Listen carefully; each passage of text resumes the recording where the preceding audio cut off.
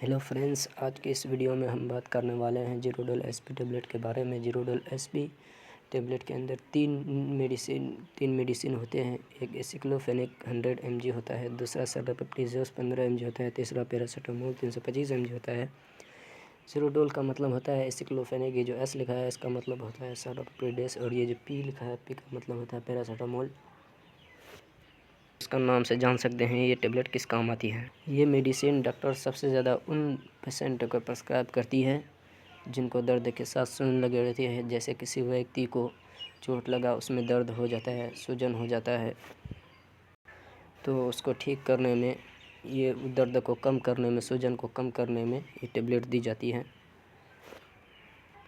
ये tablet heal को यानी घाव को, हील को भरने में, जल्दी से पूरा करने में मदद, उसमें भी बहुत। ये टेबलेट बड़े बच्चे या एडल्ट व्यक्ति को दिया जाता है।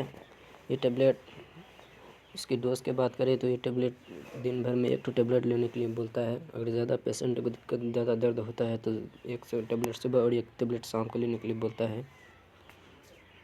तो मिलते हैं अगले वीडियो में।